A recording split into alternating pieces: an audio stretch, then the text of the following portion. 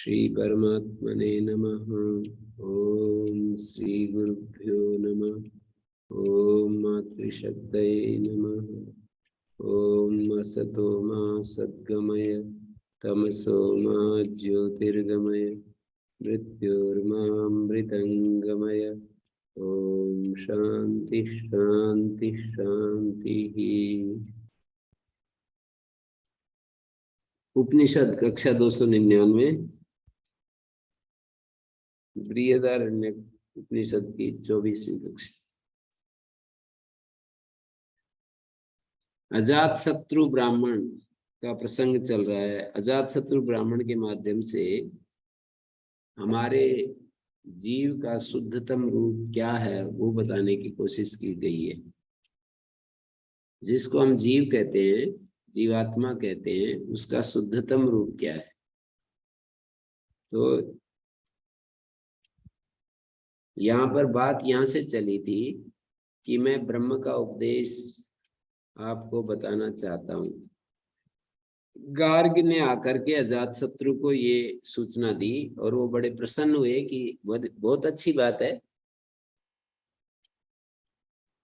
यदि ये प्रस्ताव लेकर के आप आए हैं तो इससे बेहतर बात और क्या हो सकती है। ऐसे उन्होंने अप्रिशिएट किया।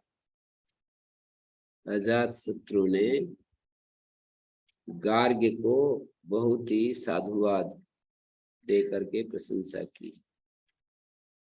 अब उन्होंने जो ब्रह्म का व्याख्यान करना शुरू किया वो ब्रह्म के सोपाधिक रूप का ही वर्णन करते चले गए। और सोपाधिक रूप में क्या होता है कि उपाधि के सहित जो चैतन्य है उसको देखा जाता है। उपाधि के सहित जो चैतन्य है या उपाधि में जो चैतन्य है, विशिष्ट उपाधि सहित का मतलब विशिष्ट का ब्रह्मत्व बताया गया। जो विशिष्ट है वही ब्रह्म है। विशिष्ट को ब्रह्म समझाने लगे वो। और वो हर पर्याय में माने लगभग 12 पर्यायों में उन्होंने ये अपनी बात रखी और हर बार वो निषेध करते चले गए। जो 12 पर्यायों में ब्रह्म को जो वो समझे थे ब्रह्म का स्वरूप वो बताते चले गए और हर बार उन्होंने निषेध कर दिया कि नहीं, ये तो नहीं हो सकता है। और जैसे उन्होंने आधि भौतिक जगत में दिखाया, अध्यात्म में दिखाया, अधिभूत में दिखाया, जहां जहां भी दिखाते गए, आधि भौतिक में दिखा रहे, जैसे कि उन्होंने कहा आदित्य में जो पुरुष है उसको मैं ब्रह्म के रूप में उपासना करता हूँ। तो ये आदि दैविक रूप है, ये आदि दैविक, इसको आदि दैविक कहते हैं। आदित्य में जो पुरुष है उसको मैं ब्रह्म मानकर उपासना करता हूँ। तो उन्होंने निषेध कर दिया इसका। सवाज अजात शत्रु माम आए तस्मिन संवदिष्ठा। नहीं नहीं, ऐसा मत कहिए, ये ठीक है, इस ब्रह्म की उपासना करने से भी फल मिलता है, पर इससे मुक्ति रूप फल तो नहीं मिलता, अमृतत्व रूप फल नहीं मिलेगा। इससे भी बड़ा उच्च फल मिलते हैं, वो सभी भूतों का अतिष्ठा हो जाएगा, राजा हो जाएगा, मूर्धा हो जाएगा। सोपाधिक उपासना के भी बहुत उत्कृष्ट फल दिखाए हैं। तो लेकिन इसमें मुक्ति की प्राप्ति ये तो नहीं हो पाएगी, ऐसा ये इस पूरे प्रकरण का सार समझ में आता है। फिर गार्ग ने चंद्र में पुरुष, ये भी आधिदैविक रूप ही हो गया, इसका भी फल होता है, लेकिन इसको आप ब्रह्म का स्वरूप मान करके उपासना करने की सलाह दे रहे हैं तो वो नहीं। और मैं भी ये उपासना मैं भी समझता हूँ, ऐसा नहीं है। अजातशत्रु कहने लगे कि मैं भी ब्रह्म के इस स्वरूप को समझता हूँ। जैसे आदित्य में पुरुष, चंद्र में पुरुष, तो वो कहते हैं यदि आपको कभी ये आप ये कहना चाहें कि आप तो सोपाधिक रूप में उस ब्रह्म की उपासना कर रहे हैं, उसके विशेषणों की नहीं कर रहे। नहीं, मैं विशेषणों की भी उपासना को जानता हूँ। जैसे वो कहते हैं ना कि सर्वेषां भूतानां मूर्धा शिरो राजा इति वै राजा दीप्ति गुणोपेतत्वात् एतैर्विशेषणैर्विशिष्टम् एतद् ब्रह्म अस्मिन् कार्यकरण संघाते कर्तृभोक्तृ च इति अहमेतम् उपासे इति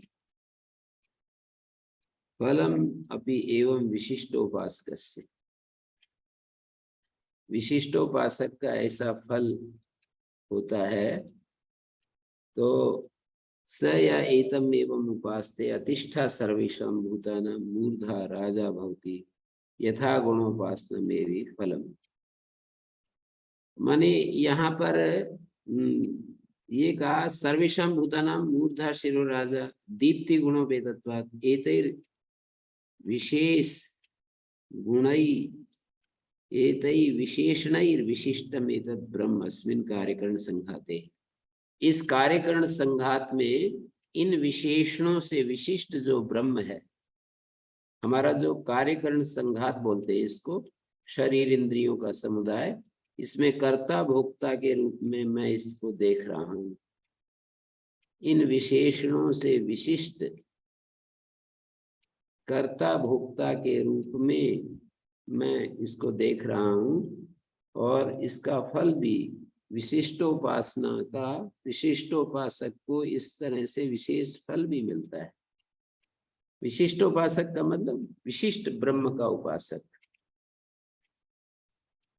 फिर ये दूसरे पर्याय में चंद्र में जो पुरुष है उसको ब्रह्म उपासना, उसको मैं ब्रह्म समझकर उपासना करता हूँ। उसने कहा कि नहीं नहीं, ऐसा नहीं है। ये बृहद पांडरवासा सोमो राजा, ये उसके विशेषण हैं। और पूर्वत ये विशेषण हो गए, मानी वो एक ही पुरुष है। चंद्र में जो और मन में जो एक पुरुष। साथ साथ में भाष्यकार इस प्रकरण को अध्यात्म में भी घटा रहे हैं। मानी एक तरफ अधिदैवत उपासना और साथ में उसी का एक रूप व्यष्टि में भी दिखाते जा रहे हैं। अधिदेव पक्ष और व्यष्टि पक्ष की तुलना करते हुए जा रहे हैं। जैसे पहले आदित्य में जो पुरुष है उसको चक्षुषी पुरुषः इस रूप में देख रहे हैं। तो चक्षुषी च एको अभिमानी, आदित्य चक्षुषी च एको अभिमानी चक्षुर्द्वारेण हृदय प्रविष्टा। चक्षु के द्वारा जो हमारे हृदय में हमारी जो ज्ञानमयी जो स्थिति है, चक्षु के द्वारा हृदय में जो प्रविष्ट है, तो भोक्ता और कर्ता के रूप में जो बैठा हुआ है। फिर यही बात चंद्र में जो पुरुष है, चंद्रे मनसी चेका पुरुषो भोक्ता करता, ये पूर्वत बात कहते गए। तो उन्होंने कहा बृहत पांडरवासा, महान पांडरम शुक्लम वासो यस्य स्वयं पांडरवासा अपशरीरत्वात् प्राणस्य। शरीर का जो प्राण जो है वो जल शरीर वाला है। यश्चान्न भूतो अभिश्रूयते लतात्मको यज्ञे तम एकीकृते तम एवं ब्रह्म उपासे यथोक्त गुणम।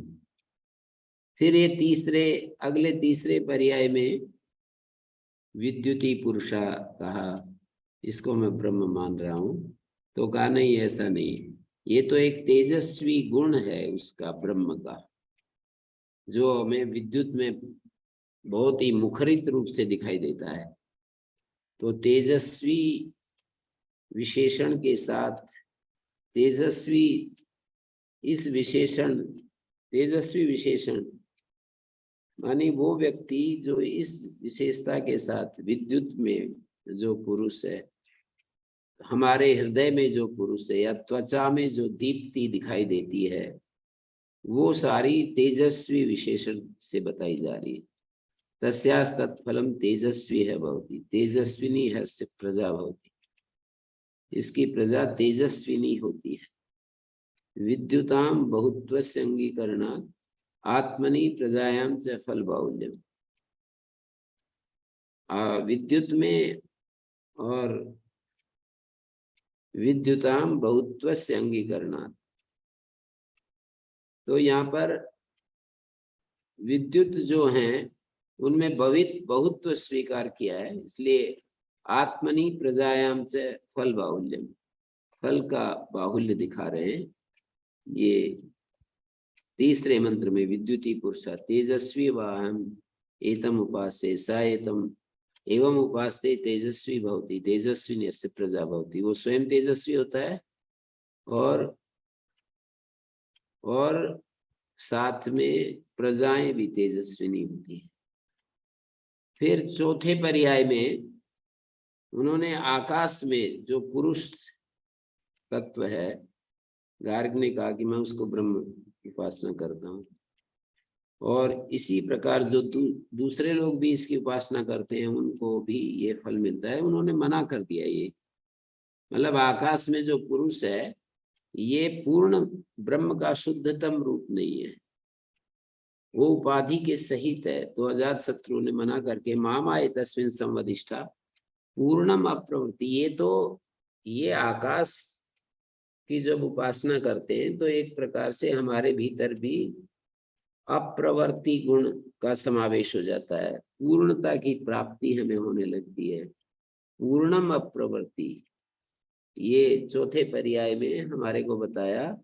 पूर्णत्व विशेषण फलमिदम पूर्यते प्रजया पशु भी, वो पूर्णत्व विशेषण का ये फल है कि प्रजाएं और पशु पूर्ण हो जाते हैं। और अप्रवृत्ति विशेषण फलम नास्य अस्मात् लोकात् प्रजा उद्वर्तते, न अस्य मनीष उपासक की इस लोक से प्रजा का उद्वर्तन नहीं होता, बीच में नहीं जाती है, संतान का विच्छेद नहीं होता है। तो ये चौथे पर्याय में बता दिया। पूर्णम अप्रवृत्ति गुण के रूप में ये जो दूसरी बार बोलता है, ये अजात शत्रु कहता जा रहा है अपनी बात। पहला वाक्य तो गार्ग्य का होता है कि या एवं आकाशे पुरुषा एतम अहम ब्रह्म उपासे, यहाँ तक तो गार्ग्य वाक्य होता है। और फिर बाद में स होवाच अजात शत्रु मामाय तस्मिन् संविदिष्टा पूर्णम अप्रवृत्ति वाहम एतम उपासे, ये फिर अजात शत्रु का वाक्य आ जाता है हर पर्याय में। फिर फलश्रुति है, हर पर्याय में फलश्रुति है। पूर्यते प्रजया पशु भी न अस्य उपासकस्य अस्मात् लोकात् प्रजा उद्वर्तते, इस लोक से प्रजा का उद्वर्तन नहीं होता, असमय में विच्छेद नहीं होता।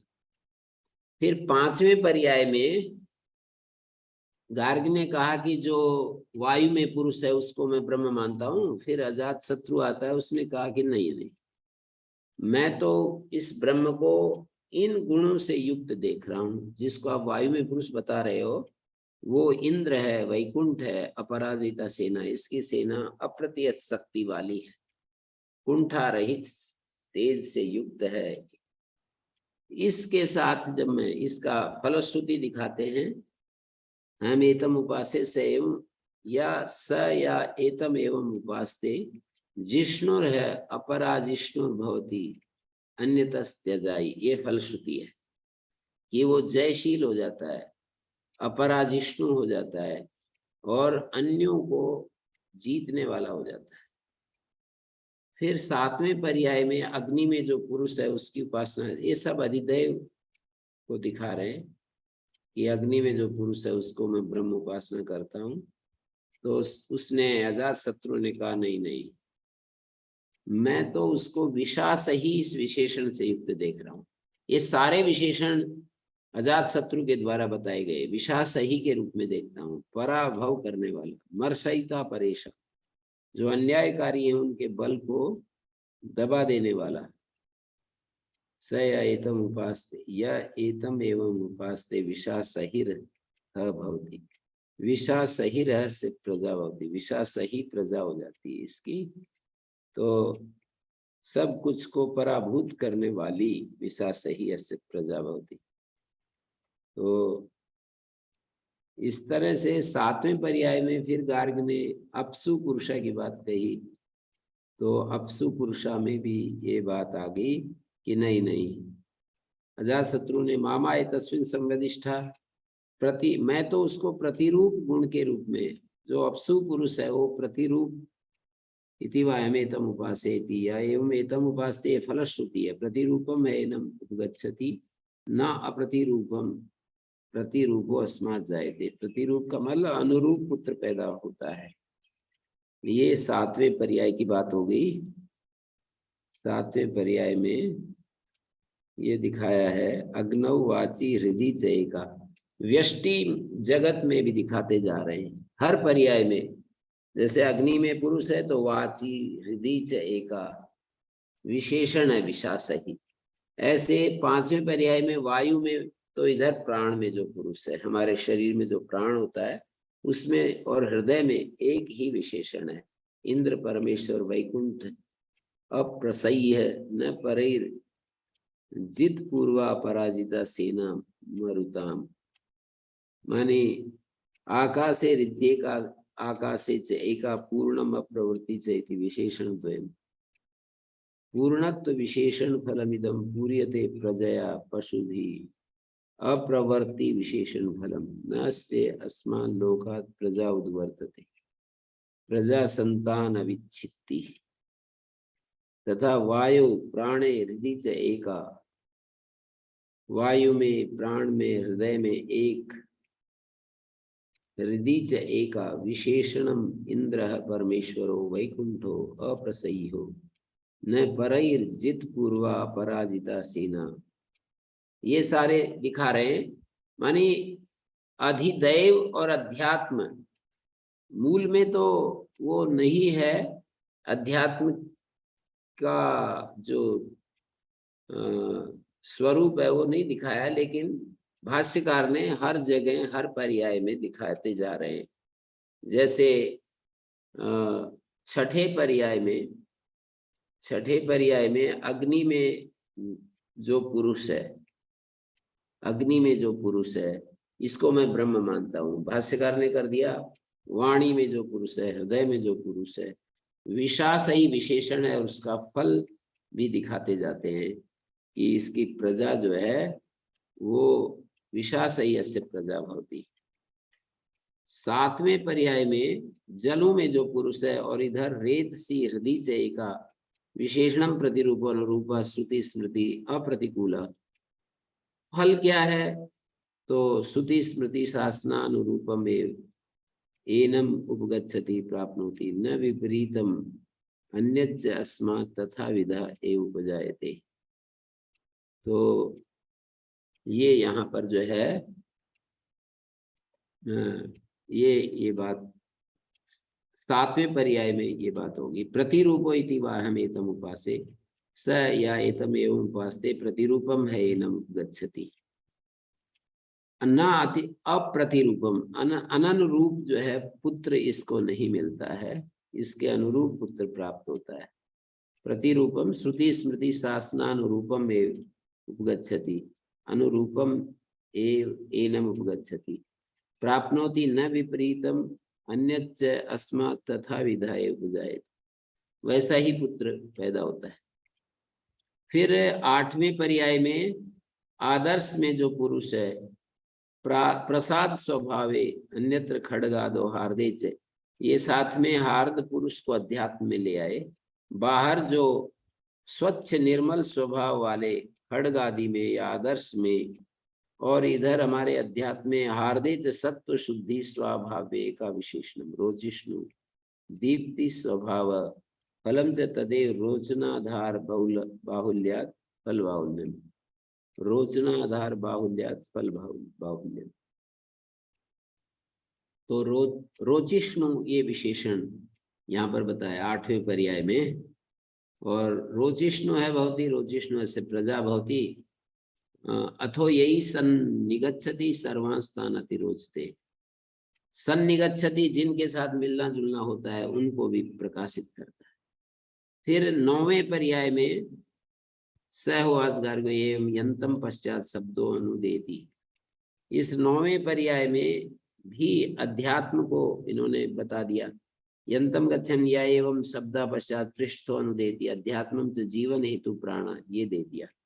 तम एकीकृत्य आह असु प्राणो जीवन हेतु, इन दोनों को इकट्ठा करके असु प्राण ऐसा बतला दिया। 9वें पर्याय में असु इति वाहमेतम उपासे स या एवं उपास्ते सर्वम है अस्मिन् लोके आयुरेति नैनम पुरा कालात् प्राणो जहाति। यहाँ तक ये न एनम पुरा कालात् प्राणो जहाति 9वें पर्याय में यहाँ तक पहुंच गए। और 10वें पर्याय में स होवाच गार्ग्यो या एवं दिक्षु पुरुष एतम एव अहम ब्रह्म उपासे स होवाच अजात शत्रु मामा एतस्मिन् संवदिष्ठा द्वितीयो अनपगायति व अहम एतम उपासेति स या एतम एवं उपास्ते द्वितीयवान है भवति न अस्मात् गणश्छिद्यते, न अस्मात् गणश्छिद्यते। तो ये 10वें पर्याय में दिशाओं में जो पुरुष है और उसको अपने शरीर में अध्यात्म पक्ष में हृदय च एका अश्विनो देवो कर्णयो हृदय च, दिशाओं में और इधर कर्ण में हृदय च एका अश्विनो देवो अभियुक्त स्वभाव गुण विशेषणम, उसका ये गुण है अभियुक्त स्वभाव गुण तस्य द्वितीयवत्वम अनपगत्वम। यहाँ पर ये बोले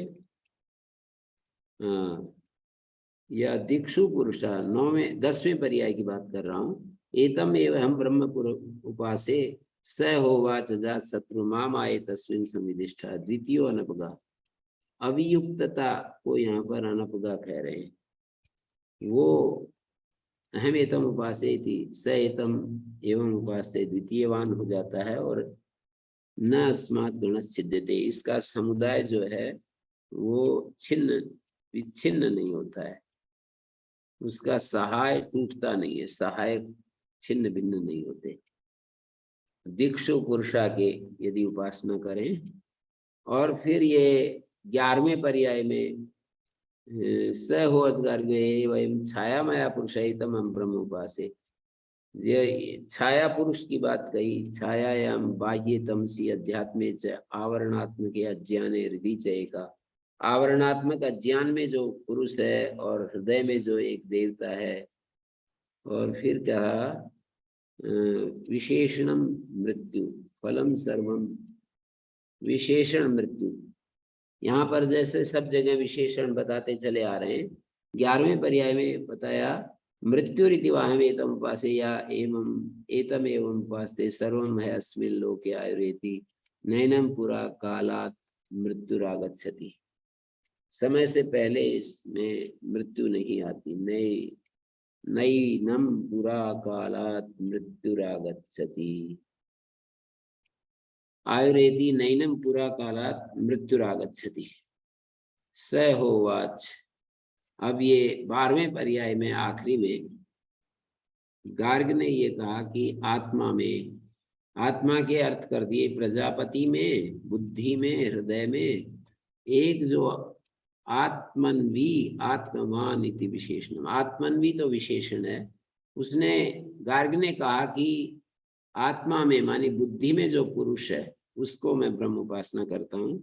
तो उन्होंने मना कर दिया और कहा आत्मन्वी इति वा, ये एक विशेषण आत्मवान के रूप में अजात शत्रु ने कहा कि मैं उसको देखता हूँ। इस रूप में जो उपासना करता है आत्मन्वी है भवती, वो आत्मवान हो जाता है। आत्मन्विनी है अस्य प्रजा भवती, और इसकी प्रजा आत्मन्विनी हो जाती है। सह तूष्णी मासय गार्ग्य, और गार्ग्य चुप हो गया अब इस इतना कह करके कि इतने इतने रूपों में मैं ब्रह्म की उपासना करता हूँ। स होवाच अजात शत्रु ने कहा क्या इतना ही है? तो एतावन्नु इति प्लुत बोल रहे हैं, एतावन्नु इति एतावद्धि इति। गार्ग बोला हाँ मैं तो इतना ही समझता हूँ। तो इस मंत्र में ये कह रहे हैं 14वें मंत्र में, न एतावता विदितम भवति, इतने से ब्रह्म का पूर्ण ज्ञान नहीं होता है। स होवाच गार्ग्या, तो गार्ग्य सीधे ही बोले उपत्वायानी इति, मैं आपकी शरण में आता हूँ, आप मेरे को शिष्य भाव से स्वीकार कीजिए।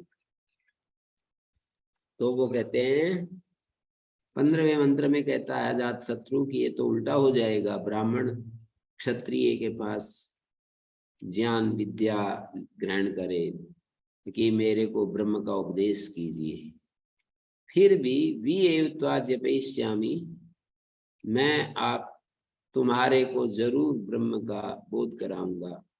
अब वो वहां से खड़े हो गए। तम पाणव आदाय, तम माने गार्ग्य को, तम गार्ग्य को पाणव आदाय, हाथ में पकड़कर, कौन?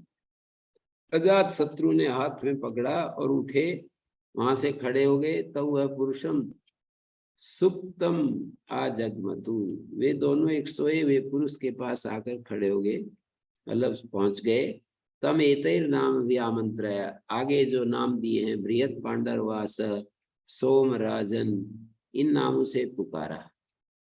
आमंत्रयन चक्रे आमंत्रणादि स न उत्तस्थौ, और वो नहीं खड़ा हुआ। तम पाणिना आपेशम बोधयान चकार, अब उसको हाथ से दबा करके और फिर उसको जगाया। शब्द के उच्चारण करने से, सौम्य शब्द के उच्चारण करने से तो वो नहीं जगा, और हाथ के दबाने से फिर वो बोधयान चकार, उसको चेतना आ गई, वो जग गया। सह उत्तस्थौ, वो जाग गया। 15वें मंत्र तक यहाँ तक ये बात हो गई कि वो उसको ब्रह्म का उपदेश करूंगा ये प्रतिज्ञा करके, अब अजात शत्रु उसको ये प्रक्रिया आगे बढ़ा रहे हैं। वी एवत्वा, वी जो है जपयिष्यामि से जुड़ जाएगा, वी एवत्वा जपयिष्यामि, और उसको हाथ में लेकर पकड़कर खड़े हो गए और सोए हुए व्यक्ति के पास गए, और इन विशेषणों से उसको सौम्य शब्दों में आमंत्रण दिया। जोर से बोलते तो हो सकता है कि बोलने से भी जग जाता, लेकिन सौम्य शब्दों में बोले तो वो नहीं जगा, और वहां से खड़े हो गए। पाणिना आपेशम बोधयान चकार, और वो हाथ से उसको दबा करके फिर जगाया। पाणिना आपेशम पीड़यित्वा, जग गया हो। तो 16वें मंत्र में फिर वो कहते हैं स होवाच, वो कहता है अजात शत्रु, अच्छा गार्ग ये बताओ, यत्र एस एतत् सुप्तो अभूत, जहां ये सोया हुआ था, यत्र एस एतत् सुप्तो अभूत, एष विज्ञानमय, ये विज्ञानमय जो सोया हुआ था, क्व एस तदाभूत, विज्ञानमय पुरुष जो सोया हुआ था, क्व एस तदाभूत, उस समय ये कहाँ था? एतद कुत एतद आगात, और कहाँ से ये वापस लौट आया? तदु है न मैंने गार्ग्या, और गार्ग्य को इस बात का पता नहीं चला। इस प्रश्न के उत्तर में वो मौन होकर के आ गया। यत्रेस एतत् सुप्तो अभूत एस विज्ञानमय, तो उन्होंने यत्र, जहां, यह, एतत् सुप्तो, ये विज्ञानमय, एश विज्ञानमय, सो गया, एतत् सुप्तो अभूत, जहां सोया हुआ था, तो वो कहाँ सोया हुआ था और कहाँ से वो आ गया? वयस तदाभूत, ये कहाँ था, और कुतः एतदागात, और कहाँ से ये आ गया? तदु है न मैंने गार्ग्या, गार्ग उसको नहीं वो किया, नहीं उसको, गार्ग ने उसको न मैंने, जाना नहीं गार्ग ने इस बात को। अब 17वें मंत्र में ये बता रहे हैं स होवाच अजात शत्रु यत्र एष एतत् सुप्तो अभूत, अजात शत्रु बोले कि जहां ये सोया हुआ था यह इस विज्ञान में,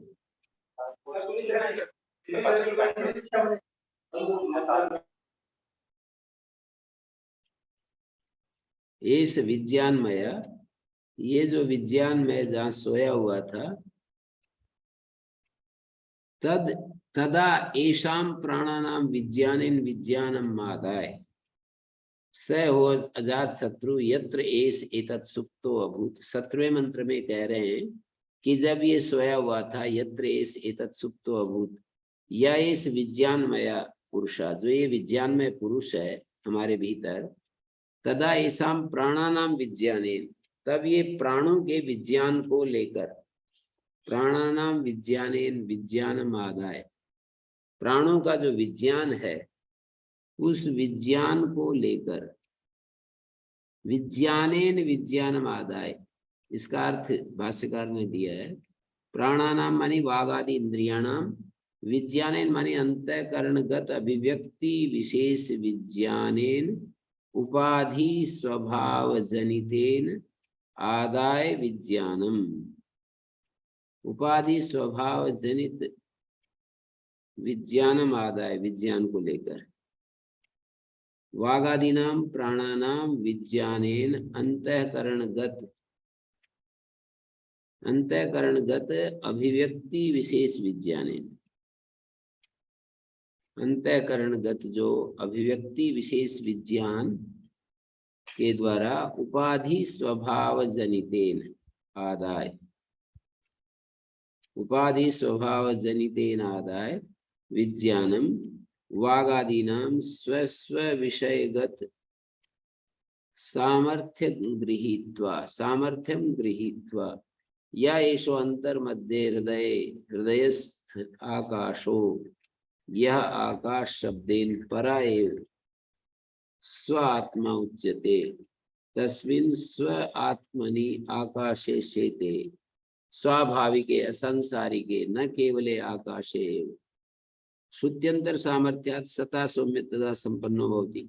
ये मैं भाष्य पढ़ रहा था कि विज्ञानेन विज्ञानम आदाय का मतलब यह है कि अंतःकरणगत जो अभिव्यक्ति विशेष विज्ञान है, अंतःकरण में जो अभिव्यक्ति विशेष विज्ञान है, उस विज्ञान उपाधि स्वभाव जनितेन, जो उपाधि स्वभाव से पैदा होता है, मानी हमारे अंतःकरण में जो ज्ञान की शक्ति प्रादुर्भूत होती है आत्मा के संपर्क से, जैसे लोहा अग्नि में पड़ जाता है तो लोहा भी अग्निमय हो जाता है, यही बात कह रहे हैं कि विज्ञानेन अंतःकरणगत अभिव्यक्ति विशेष विज्ञान उपाधि स्वभाव जनितेन आदाय विज्ञान, वागादियों का विज्ञान लेकर के, इस विज्ञान के द्वारा, अंतःकरण के विज्ञान के द्वारा, विज्ञान को लेकर स्व स्व विषयगत सामर्थ्यं गृहीत्वा, अपने अपने विषयगत जो सामर्थ्य है उसको लेकर, और हृदय के अंतर मध्य हृदय से आकाश, या आकाश शब्देन पराय स्वात्मा उच्यते, यहाँ पर जो अंतर हृदय आकाश शब्द से परमात्मा लिया गया है, तस्मिन् स्वे आत्मनि आकाश शेते, उस परमात्मा में जाकर के वो सोता है, स्वाभाविके असंसारिके न केवला भूताकाशा एव श्रुत्यंतर सामर्थ्य। यहाँ पर भूताकाश नहीं लेना है, दूसरी श्रुति में साफ साफ कहा है सता सौम्य तदा संपन्नो भवति, छांदोग्य में कहा है कि उस समय सत के साथ एकीभूत होता है।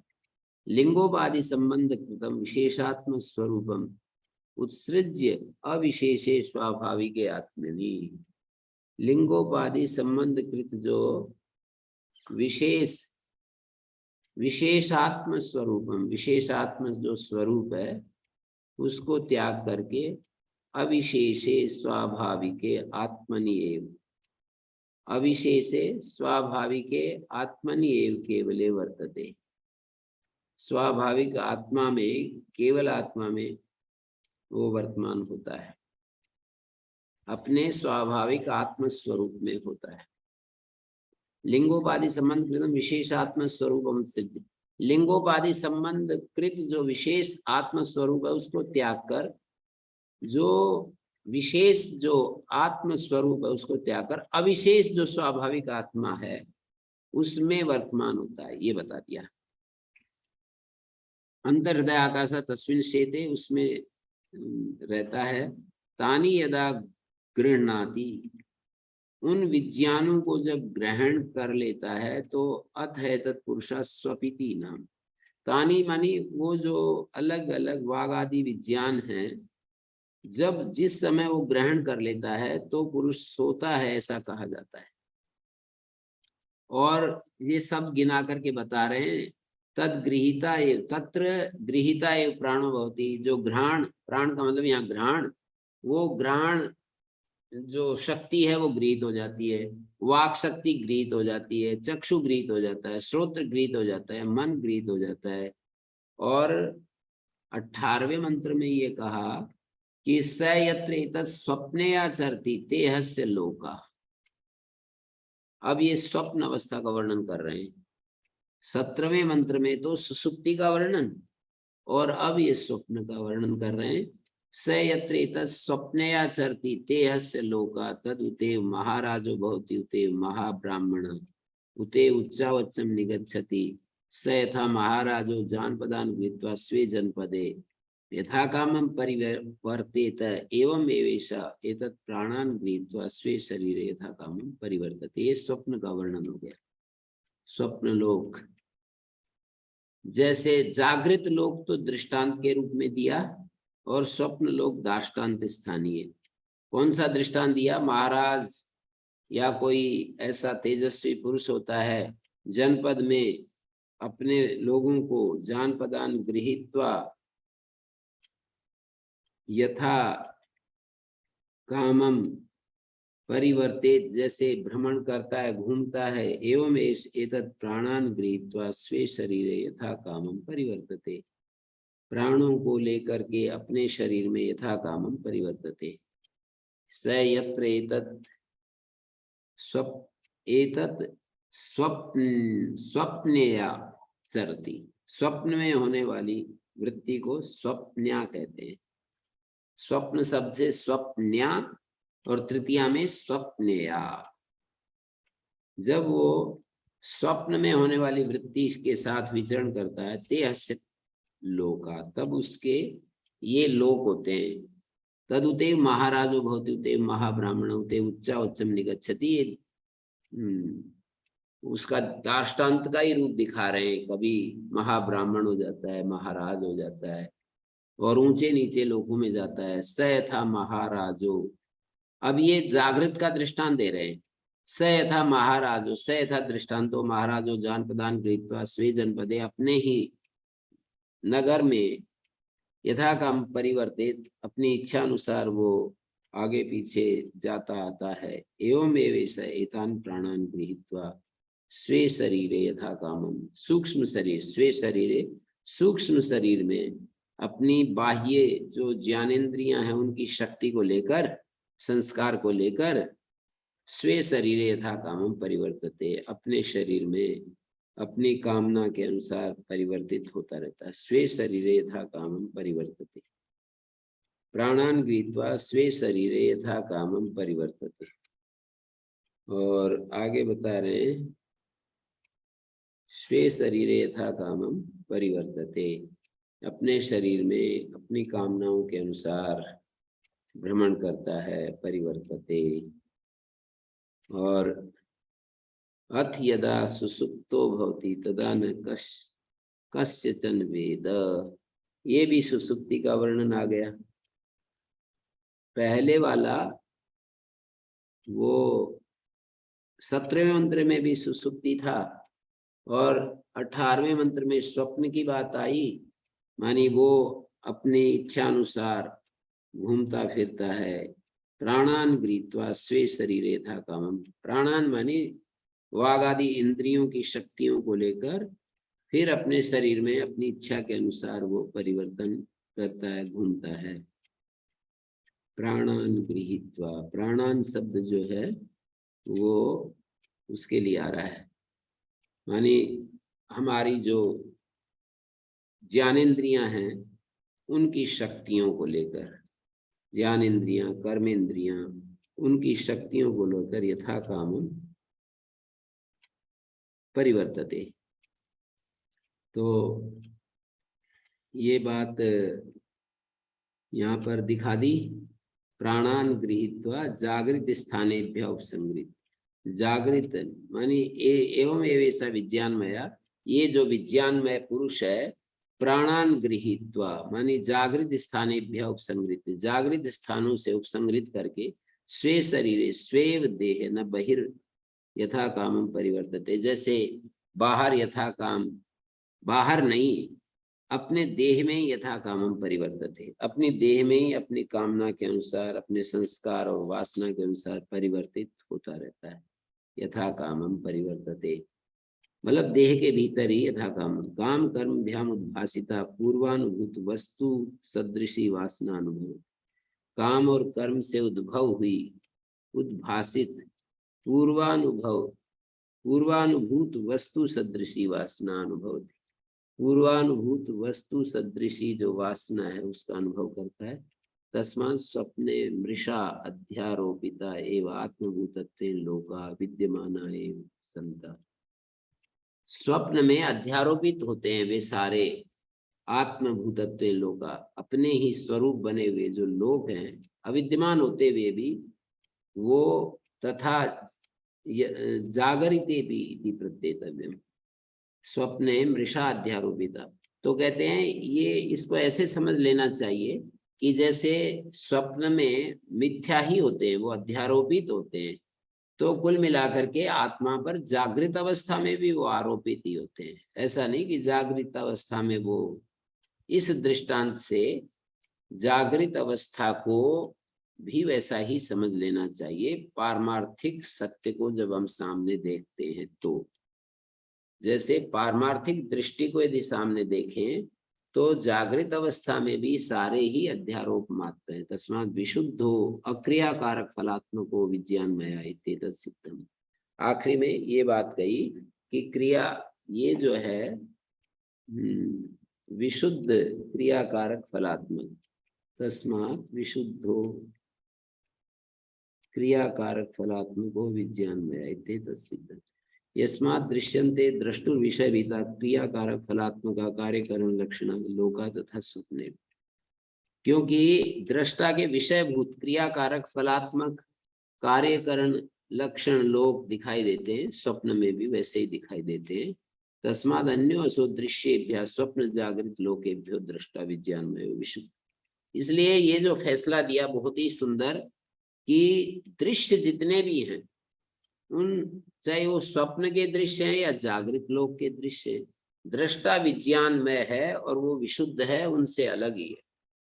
मानी जो देखने वाला है वो दिखने वाली चीजों से अलग ही होता है, दृष्टा हमेशा दृश्य से अलग ही होता है। ये यहाँ पर महत्वपूर्ण बात है। ये इस बात को यदि हम समझ लें तो ये एक ही बात ऐसी है कि सभी चीजों को समझाने के लिए पर्याप्त है। इस बारे में किसी को संदेह है तो कोई पूछ सकता है। ये जो मैं अभी अभी बोला, इस बारे में किसी को कोई संदेह है तो बोलिएगा। ये भाष्यकार ने जो 18वें मंत्र के अंत में 2-3 पंक्ति लिखी हैं, 18वें मंत्र के भाष्य में जो लिखा है कि ओम गुरु जी। हाँ जी, हाँ, तो ये जो 18वें मंत्र के अंत में जो बताया कि दृष्टा का दृश्य से संबंध स्वाभाविक है, इसलिए उसकी अशुद्धता की शंका की जाती है। तो आप थोड़ी देर पहले थे कि दृष्टा और दृश्य तो संबंध नहीं, इसमें ये लिखा है, कहाँ पर पढ़ रहे हैं आप? ये 18वें मंत्र के अंत में जो भाष्यकार जो हिंदी में लिखे हैं उन्होंने, अच्छा, बोल रहे हैं कि इस प्रकार इसमें तो ये लिखा है, मैं पढ़ रहा हूँ, काम कर्म भ्याम उद्भासिता पूर्वानुभूत वस्तु सदृशी वासना अनुभवती। काम, कामना और कर्म से उद्भासित जो पूर्वानुभूत वासनाएं होती हैं, जागृत में भी उनको वैसा ही पूर्व वासना अनुभव करता है, स्वप्न में अनुभव करता है। तस्मात् स्वप्ने, एक बार आगे, स्वप्ने मृषा अध्यारोपिता एवं आत्मभूतत्व लोका, लोक जो हैं वो आत्मस्वरूप बने हुए अध्यारोपित होते हैं स्वप्न में। अविद्यमाना एवं संता, विद्यमान होते हुए होते हैं। तथा जागरिते भी प्रत्येतव्यम, जागृत अवस्था में भी उनको अविद्यमान ही समझना चाहिए, केवल अध्यारोप मात्र ही होता है। तस्माद विशुद्धो अक्रिया कारक फलात्मको विज्ञानमय इत्येतत् सिद्धम। इस प्रकार जो अक्रिया कारक फलात्मक जो विज्ञानमय है, जिसमें न क्रिया है न कारकत्व है न फल की प्राप्ति उसको होती है, मतलब विज्ञान में जो पुरुष है विशुद्ध ही है। यस्मात् दृश्यन्ते द्रष्टुर विषय भूता क्रिया कारक फलात्मका, दिखाई देते हैं दृष्टा के विषय बने हुए। ये पंक्ति तो ये कह रही है, मानी जैसे जागृत में, ये अध्यार कीजिए, यस्मात् यथा जागरिते दृश्यन्ते द्रष्टुर विषय भूता क्रिया कारक फलात्मका कार्यकरण लक्षणा लोका तथा स्वप्ने भी। यथा जागरिते, ये अध्यार करना पड़ेगा, वाक्य पूरा तभी होगा क्योंकि तथा स्वप्ने भी ऐसा जो कह रहे हैं कि दृष्टा के विषय बने हुए क्रियाकारक फलात्मक कार्यकरण लक्षण लोग दिखाई देते हैं जागृत अवस्था में, वैसे स्वप्न में भी। तस्माद अन्यो असो दृश्येभ्य स्वप्न जागृत लोकेभ्य, इसलिए स्वप्न लोक और जागृत लोकों से दृष्टा अलग ही है, विज्ञान में विशुद्ध है। मेरे पास पुस्तक नहीं है पर ये जी उसके पश्चात गुरु जी वो सुषुप्ति का स्वरूप समझा रहे हैं।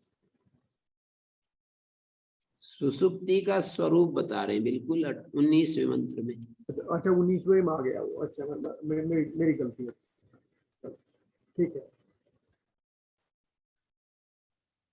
यहाँ तो 18वां मंत्र पूरा हो गया, फिर 19वां मंत्र चालू हो जाता है। दर्शन वृत्तो स्वप्ने वासना राशिर दृश्यत्वात् अतद धर्मता,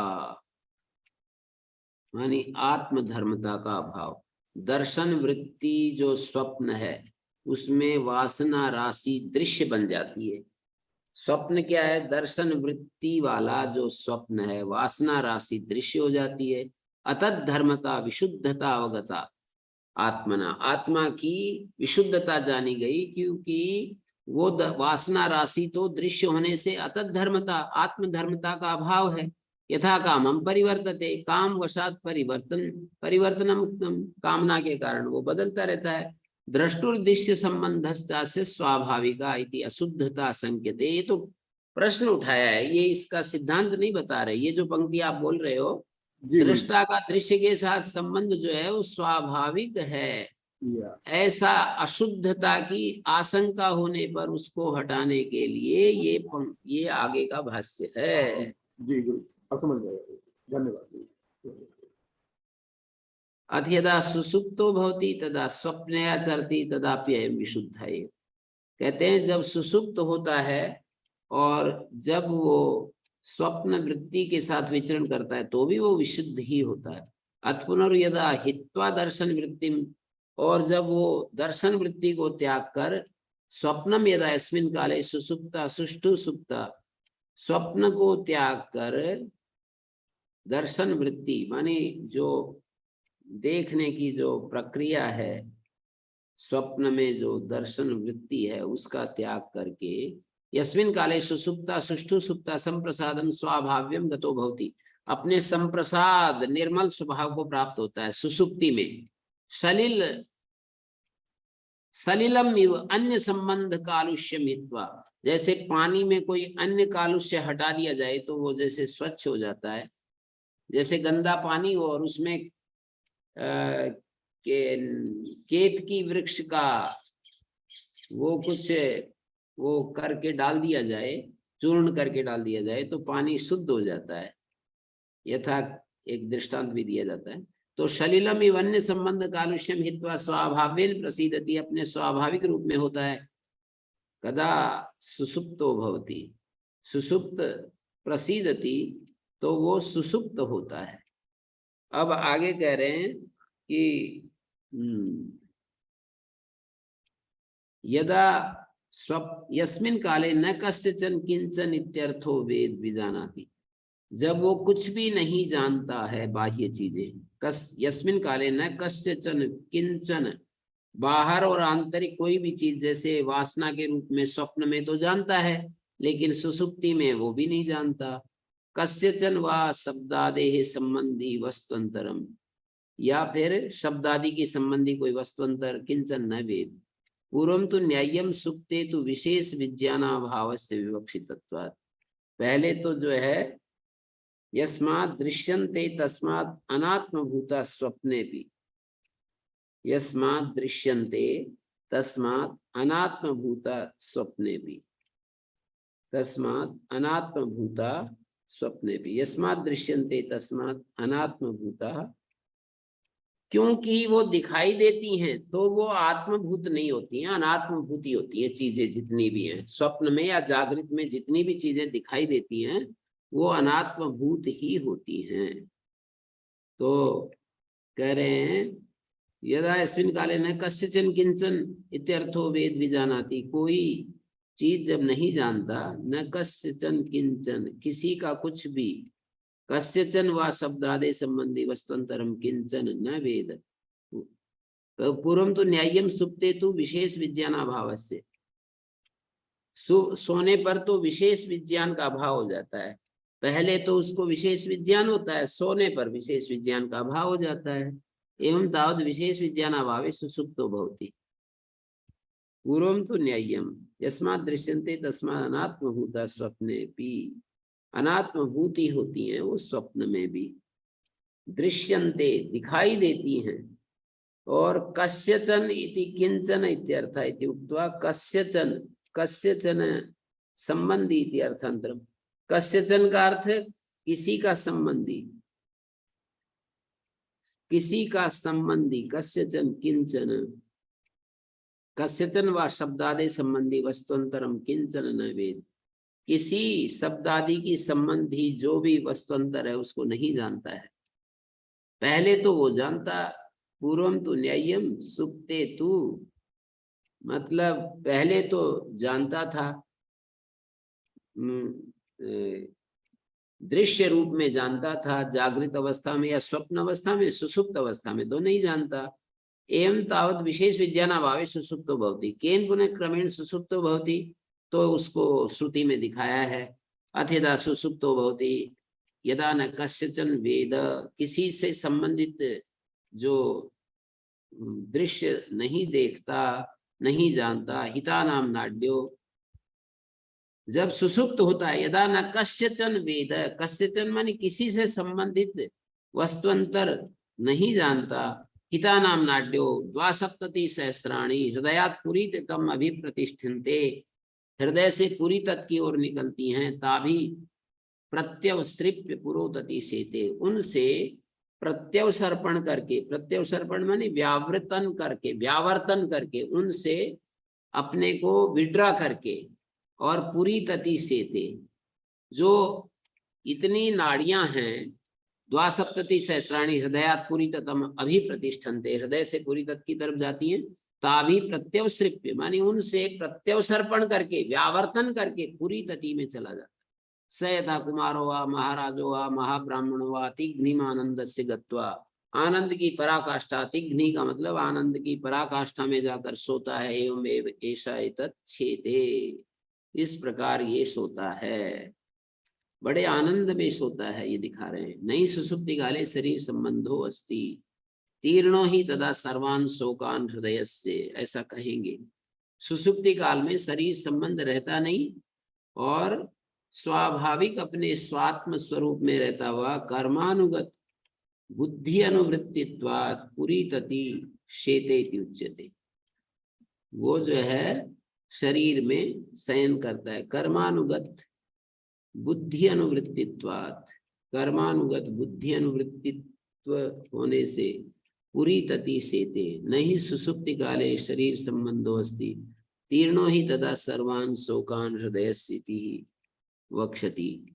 वो तीर्ण हो जाता है, पार हो जाता है सब शोकों के, हृदय के सब शोकों के पार हो जाता है, ऐसा आगे कहेंगे। स यथा ऊर्णनाभि तंतुना उच्चरेत, ऊर्णनाभि जैसे तंतु से, स यथा दृष्टांता, जैसे ऊर्णनाभि जो होती है, स यथा जहां भी आएगा तो दृष्टांत देते, स यथा, जैसे पहले वाले 19वें मंत्र में भी और जगह जगह श्रुति में आता रहता है स यथा दृष्टांत। वो जैसे दृष्टांत होता है। पूर्ण नाभि तंतुना उच्चरे, जैसे तंतु के सहारे ऊपर जाता है। यथा अग्नि क्षुद्रा विस्फुलिंगा विचरन्ति, जैसे अग्नि के छोटे छोटे चिंगारियां निकलती हैं। एवं एव अस्माद आत्मना सर्वे प्राणा, इसी प्रकार इस आत्मा से सभी प्राण, सर्वलोक, सर्वे देवा, सर्वे सर्वाणि भूतानि, सारे प्राण, सारे लोग, सर्वे देवा, सर्वाणि भूतानि विचरन्ति। तस्य उपनिषद, इस आत्मा का, असंसारी जो आत्मा का ये उपनिषद है, ये ज्ञान है, रहस्यात्मक ज्ञान। उपनिषद माने ज्ञान, जिसमें सारा ज्ञान हट जाता है, ऐसे ज्ञान को उपनिषद कहते हैं। उसका ये ज्ञान है, उस आत्मा का। सत्य से सत्यम, वो सत्य का सत्य है। प्राणा वही सत्यम तेषाम ऐसा सत्यम, इंद्रियां सत्य हैं, सत और ते का सार है, उनका ये सत्य है ब्रह्म। प्राणा व सत्यम तेषाम ऐसा सत्यम। तो यहाँ पर दिखाया कि विक्रियमाणानां तेषां दुःखं न स्वभावतः, तेन तेषां स्वाभाविकी अवस्था दृष्टान्तत्वेन उपादीयते प्रसिद्धत्वात्, न तेषां स्वापा एव विपरीता। स्वापस्य दाष्टान्तिकत्वेन विवक्षितत्वात् विशेष अभावात्, विशेषे ही सति दृष्टान्त दाष्टान्तिक भेदः स्यात्, तस्मात् न तेषां स्वापो दृष्टान्तः। विशेषे ही सति, विशेष के होने पर दृष्टांत और दाष्टान्तिक का भेद, न तेषां स्वापो दृष्टान्त, यथायं दृष्टान्त इस विज्ञान माया इदत् शयनम छेते, शयन का शयन करता है। एवं अयम स्वाभाविक स्वे आत्मनि सब संसार धर्मातीतो वर्तते स्वाप काले, सब धर्मों से अतीत होता है स्वाप काल में। तो ये 20वां मंत्र यहाँ पर 20 और आगे मेरे ख्याल में ये पूरा हो गया, ये पूरा हो गया। ये ब्राह्मण, इसमें किसी को कुछ पूछना है तो पूछिए। अर्थात विज्ञान में आत्मा का शुद्धतम रूप दिखा दिया, जो शयन काल में जो ये जाता हुआ इस तरह से दिखाया, उसका विशुद्धतम रूप यहाँ पर प्रस्तुत कर दिया। बिल्कुल, यदि उसमें कुछ अशुद्धि है, उपाधिगत अशुद्धि को उसमें आरोपित करके कह दिया जाता है। संसारी रूप उसका वो होता है जो उपाधि के सहित होता है, लेकिन उसका वास्तविक जो निर्मल स्वरूप है, स्वच्छ स्वरूप है, सारे कोष से भी विमुक्त है, शरीरों से विमुक्त है, अवस्थाओं से विमुक्त है, और संसार धर्मों से वो विमुक्त है। ऐसा है विज्ञान में आत्मा। इसी आत्मा से फिर ये भी 20वें मंत्र में दिखा दिया, जैसे उर्ण नाभि से तंतु बाहर विचरण, तंतुना संचरे, क्षुद्र स्फुलिंग आदि निकलते हैं, ऐसे ही इसी आत्मा से सभी प्राण, सभी लोग, सभी देव, सारे भूत व्युच्चरन्ति, सारे भूत जो है व्युच्चरन्ति। व्युच्चरन्ति यथा इमौ दृष्टान्तो कारक भेदाभावे विप्रवृत्तिं दर्शयता प्राक् प्रवृत्तेश्च स्वभावतः एवं एकत्वम एवं अस्मादात्मनो विज्ञानमय। विज्ञान में आत्मा का एकत्व यहाँ पर सिद्ध होता है। जैसे ये कहा ना कि स यथा लोका, लोक में उर्ण नाभि होती है, लूता कीट एक ही प्रसिद्ध है। स्वात्मा अविभक्ति, अपनी आत्मा अपने स्वरूप से अविभक्त हुआ हुआ, तंतुना उत्सरेत उद्गच्छेत, तंतु के सहारे ऊपर को जाता है। न चास्ति तस्य उद्गमने स्वतो अतिरिक्तम कारकांतरम, उसके उद्गमन में अपने से अलग कोई कारकांतर नहीं होता है। यथा च एक रूपाद एकस्माद् अग्ने क्षुद्रा विस्फुलिंगा त्रुटयो अग्नि अवयवा विचरन्ति विविधम नाना वा उच्चरन्ति यथाइमो दृष्टांतो कारक भेदाभावे भी, कोई वहां दूसरा कारक नहीं होता है और प्रवृत्ति होती रहती है। प्राक प्रवृत्तेश्च स्वभावतः एकत्वमेव, और प्रवृत्ति से पहले तो स्वभावतः एकत्व होता है।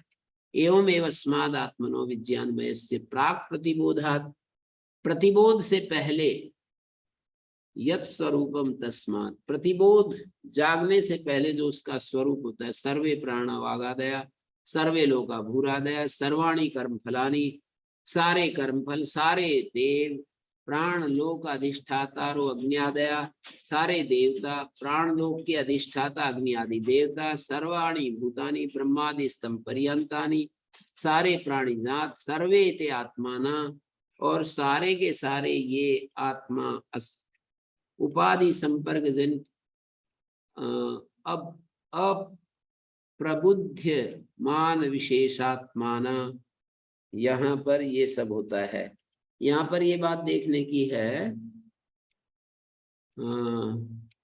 जो 20वें मंत्र में दिया, सर्वाणि भूतानि, सारे भूतगण इसी से व्युच्चरन्ति, व्युच्चरन्ति का मतलब है इसी से प्रकट होते रहते हैं और इसी में लीन होते रहते हैं।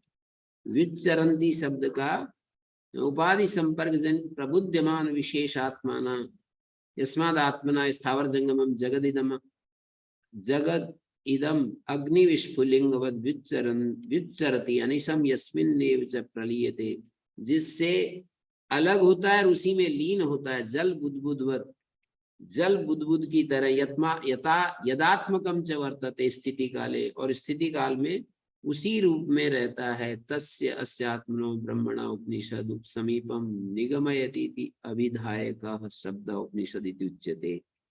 उस ब्रह्म का उपनिषद मानी समीपम निगमयति, उस ब्रह्म के समीप बोध कराने वाला ये उपनिषद।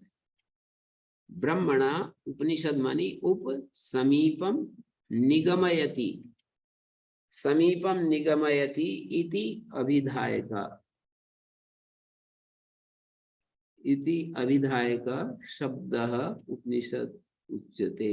शास्त्र प्रामाण्य से एतत् शब्दगतो विशेषो अवश्यते उपनिषद उपनिगमयित्रित्वम नाम, मानी समीप ले जाने वाला।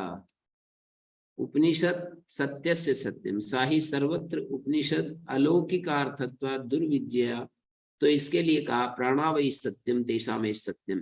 ये वाक्य व्याख्यानाय उत्तरम ब्राह्मण द्वयम भविष्यति।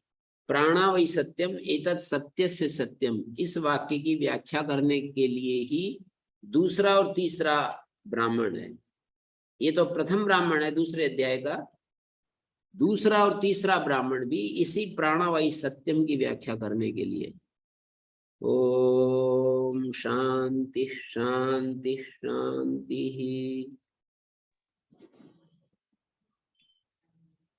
ओम आचार्य जी नमस्ते जी, पाँव में धोक। ओम।